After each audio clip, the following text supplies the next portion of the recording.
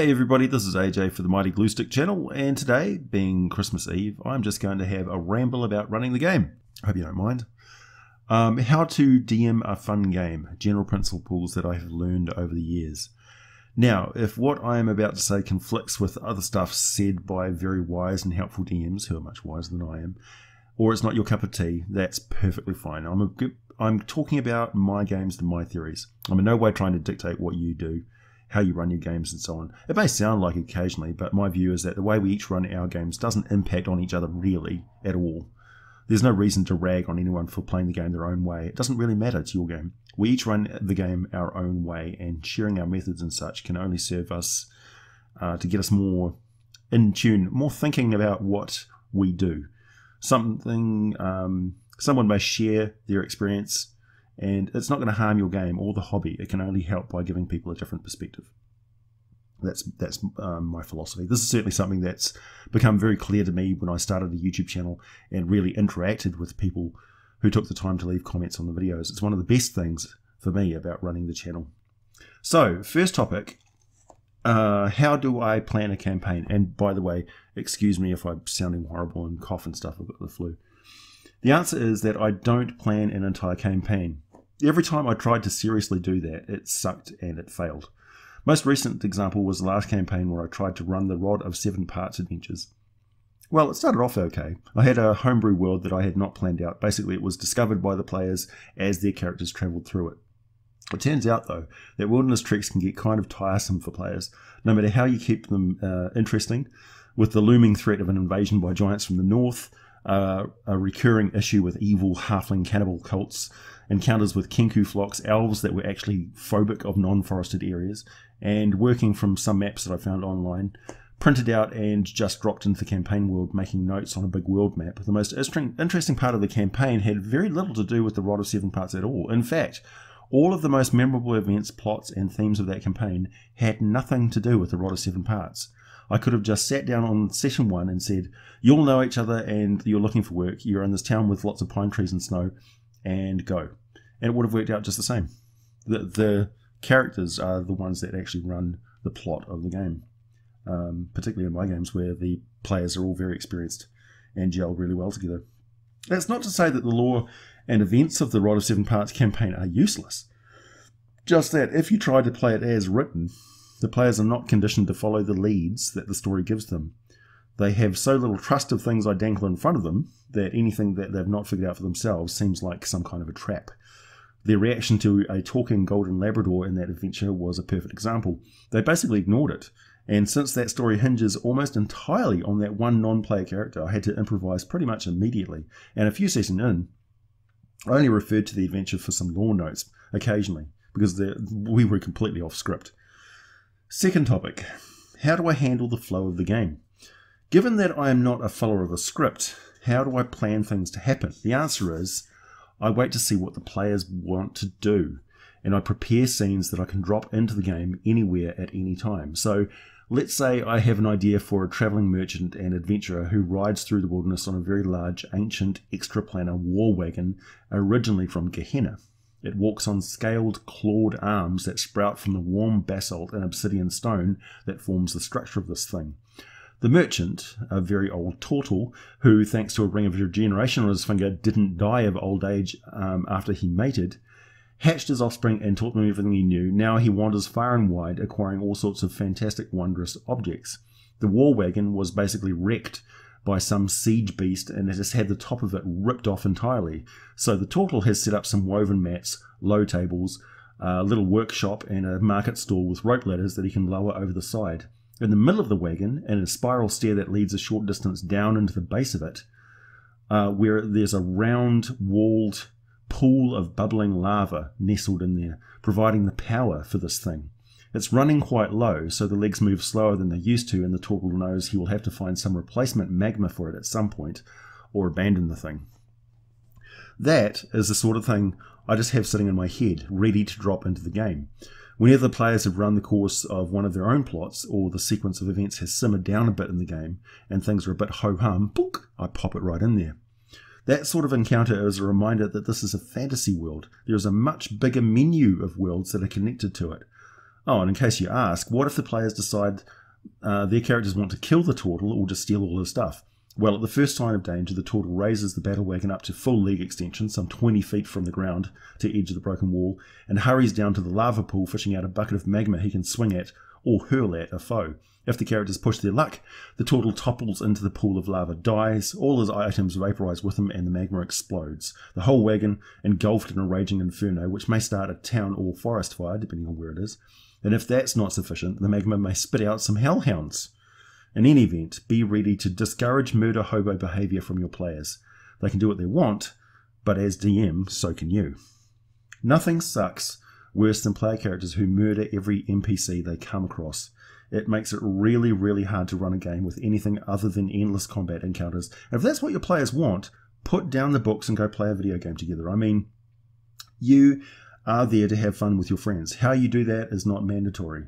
If a role-playing game is causing personal conflicts, then stop doing it. That's something I rarely see anyone say in the forums or the comment threads. Role-playing games are just games. There are many other types of game you can play with your friends. This is a social activity after all. Even just mentioning that to your group can snap them out of whatever tantrum they are having anyway. When someone realizes their demands are hampering your enjoyment to the point you would rather just not run the game at all, it's quite likely they will modify their behavior and compromise to just keep from being that person who ended their campaign. Yeah, that really works. Anyway, I digress. How do I run non-player characters? I pick a couple of quirks and hammer them home. The players will not remember a name for a humdrum NPC. They will remember the name of that turtle for a couple of reasons. First, what an outlandish encounter. Second, two quirks that make sense for him to have. One, he's really, really old for a turtle, say 120 years old, and he's dottery. But thanks to the ring, he's still spry and sharp as a tack. But he talks like a really old man and constantly pats down his tool belts and straps and many pouches of items as if he's lost something. But in truth, it's just that it's been years since he did an inventory of all the stuff that he has, and he forgets exactly where things are because he has no labels on anything. Second, turtles mate at the end of their life. They have no sex drive until then, and I imagine it kicks in pretty strong when they're nearing the end. So this male turtle never died. He's 120 years old, and he is one of those people that can turn anything into a dirty joke. He's not interested in non-turtles, but he is pretty much constantly daydreaming about getting it on with sexy older female turtles. Even a rounded cushion that looks vaguely like a shell will set him off. Half coconut shell get a lewd comment. You get the idea. He's ridiculously old, randy turtle man with a weird cart full of treasures, and his name is Knick Knack. With an interesting, useful non-player character, you can do a whole lot of things as a dungeon master. You can threaten that beloved NPC to motivate the players to step in and defend, rescue, chase, or just go on a quest for the NPC pretty easily. The NPC may have vital information on whatever the current mission is, or an entirely new lead, we call them plot hooks, for the player characters to do what they want to do. If they want to do it. I don't put players in a situation where they don't always have a choice. The choice may be immediate and obvious, like get the antidote or this thing will die from the poison and you'll lose this thing's ability to provide the service that you need for this mission, or if the mission's going to get really difficult. Don't make the players compromise their character's goals, alignments or belief in order just to move the story forward. That's a failure on your part. A player is totally within their rights to say, hey, no way is my paladin going to let that person get sacrificed just to open that evil portal, even if it's the only way to get to rescue Knick Knack. Sorry, my paladin is just going to try and stop that. And they would be right to do so. You just painted them into a corner. Sorry, it's your fault. So in situations like that, I call time out and come up with an alternative, and we step back into the game. Players making choices for their characters is called player agency, and is the most important thing for me as a DM to keep in mind at all times. That the players choose what their characters do. The only exception is when I step in and say, with your character's skill set, they figure out how to do it, because they know more about it than you do. Or your character here has experienced this sort of thing before in their training and past adventures, and this is what happened last time. And I give a monologue where you talk about the memory that the character has, like a flashback cutscene. That's okay. The player has still got the right to choose to do or not do anything at all with their character. Another thing I do is make sure to tie the encounters to the environment. I foreshadow where I can. I include tricky game elements like fortune tellers, soothsayers and the like, and who give hints of future events, and it's actually really simple. Those who see the future look over a misty and shifting landscape. The landmarks are objects and events that happen immediately before something important. So, excuse me, the mystic will say, your life will be threatened under a blood-red banner. Beware the two-headed snake and drink not from the golden cup. The player is now on high alert for any of those things being described by you later on. So when you say you see a red blanket hanging from a tree branch ahead, like it got tossed up there by a storm, that character is now impossible to get a surprise round on because they are on super alert for danger. It's all set up. It doesn't really affect anything overly in the game. It just gives them an advantage and builds the anticipation of that player. There are countless variations on that one mechanic, but it works. And because it does, and players can rely on it, they will seek out mystics and fortune tellers. I usually use the Taroka card deck from the Curse of Strahd to form the symbols of my fortune tellers, because I like the challenge of making the events match what the random selection of cards throws up. And we've had some weird combinations in the past that fit what is going on in the game like a glove. It's spooky sometimes, but it really adds to the fun. Another important aspect of tying the encounters to the environment is to customize almost every monster the characters run into, and also make it very obvious that monsters are in the area that the players may or may not actually come across. So just mentioned the characters refill their canteens at a small creek and they spot what appears to be tracks of several large predators along the softer mud at the water's edge. What sort of predators? Well, what does the random encounter for that environment say? If you roll on a table, what could be there? Roll a few times and have the characters make some intelligence or wisdom checks to figure it out. No, it's not a Tarrasque, but it's something bad. Same goes for a large pile of crap. The character is trudging along the game trail and they find a large pile of feces from some big animal. What does dragon poop look like exactly? How about boulette or owlbear? Is there a bunch of trees that show signs of damage from some creature marking its territory? Do they find the remains of a kill with telltale signs of some monster's feeding habits? It all leads up to the player characters going, okay, forearmed is forewarned, and they're on the lookout for specific types of monsters. It's also fun with setting up populations that live outside of civilization but have their own politics and events going on. I mean, goblins frequently fight each other, as well as anyone else. And what happens when a group of adventurers find themselves in the middle of such a conflict, and they have little idea of what the hell's going on? It's like driving by two animals so involved with fighting each other on the side of the road, they're oblivious to how close you are to them. So you could encounter two male manticores who are ripping chunks out of each other, and they pay no attention to the player characters unless they are directly attacked. A smart player will make the connections and assume there's got to be a female manticore somewhere nearby and be very vigilant because she's in the mood for hunting because she's looking to breed. Off topic, you may notice with my voice a little wonky, I got a cold right before Christmas and I had to stay home, so I'm making the most of it and decided to put some extra content for you as you sleep off your massive feast and I huddle around the warmth of my screen, gasping for air and sipping lemon juice. Don't feel sorry for me, the coughing is a great abdominal workout. Back on topic. Reactive environment. The player characters are instigators and agents of change. This is their role in the D&D world. This is why the peasants, is it still okay to say peasant? They kind of hate them. They stir up trouble and they move on. And who has to gather up the spears and shields and deal with the aftermath? Yeah, not the peasants. They're crops to harvest. Imagine all the things that would go on in the D&D world that we don't see in the game. I mean, how common would it be for a farmer to get spears thrown at him by goblins who are raiding his cart for a load of turnips? Those turnips represent months of work for that farmer and the farmer's entire family. Not only that, a spear to the knee is going to put that farmer out of work. Now the whole family has to either come up with some other form of income fast, or they're going to starve. And on to something that used to be a commonplace in Dungeons & Dragons.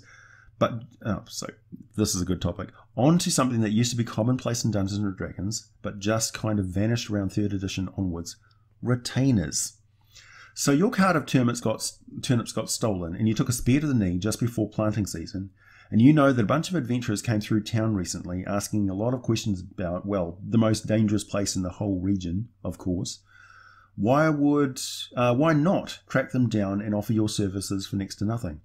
You can hunt for small game, carry stuff, hold the torch, tend to and protect the pack animals or mounts while the adventurers are inside some dungeon or other, and pack up the campsite, provide local knowledge of the area, and if the adventurers do happen to find a hoard of gold and magic items, you just know they're going to be like crazy generous and just pay you way more than you would have earned in a year or two of farming.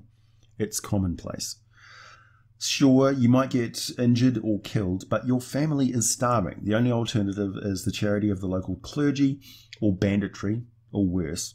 So absolutely have complete strangers approach the adventurers on a regular basis and say, "Good day to you. I am Lentil Mumkins, local turnip farmer. I am in sore need of work and pledge my service to you only for the price of food each day. Also, I know the area well and am good and strong. Aside from the bad knee, I got speared by goblins. I'm unable to tend my crops and my family shall surely fall to famine this winter." Hirelings and retainers. Skilled tradespeople, a commonplace in a world with such perils. People will fall to calamity swiftly and do desperate things just to survive. You know what I don't see often in adventures? Where are the players, when the characters enter town, where's the throng of beggars? "Please, good sir, I lost my sight when by chance I looked up to see a passing dragon, and it did relieve itself." And sure enough, the chap is milky-eyed with skin as bleached as a poached egg. But his young son can lead him everywhere, and he's still pretty strong, able to carry a full sack of dungeon loot, or many weeks' worth of iron rations. So he's a capable hireling. Also, I assure you, as soon as an adventurer can afford it, they would buy a horse or its equivalent. Because why walk when you can ride? It makes zero sense to have thousands of gold and wealth, but be trudging around the muddy wilderness in worn old boots. I know I would spend some money on horses, a groom to tend to them, and perhaps some pack mules. It would also make for a funny moment when the local ruler sets a task for the characters, and then someone whispers in the noble's ear, his eyebrows raise in surprise, and he says, "Please tell me you don't plan on walking to save my only daughter from the orc bandits?" In a world with few roads, river passage becomes very important, and there would be a lot of boats moving up and down most major rivers. If travelling along a shore and a boat is passing by slowly, the occupants of the boat will most likely call out a greeting and share news of what is up and down the river. A merchant might even stop on the shore to trade or provide passage for a small payment, if the characters are headed the way the merchant was going anyway. Tie the adventure to the environment, modify the monsters, give the intelligent creatures their own cultures and customs. What exactly differs between the white ear goblins and the shield ripper goblins? The local dwarves sometimes trade with the white ears, but will get very violent if they so much as smell a shield ripper in the area. I don't worry about the big picture. I don't need to balance how many predators can exist in the area. I only need to set as many encounters as the story needs, as the pacing of the game requires. And there's no point setting rules and working out the minute details when the players may decide to leave the area entirely at any moment. What a waste of time and effort. Intelligent creatures may have encountered the adventurers before. Take one look at them and basically turn tail and run. Anytime the players decide that their characters are going to give a chase, that is an excellent time to stumble across some ruined relic or what have you. A plot hook to give the players some options. Just, as I say, drop it in there. Oh, they're heading off in a random direction because they're obviously looking to stir up something. Well, they're looking for a distraction. Give them the distraction immediately. Don't let them derail everything too fast.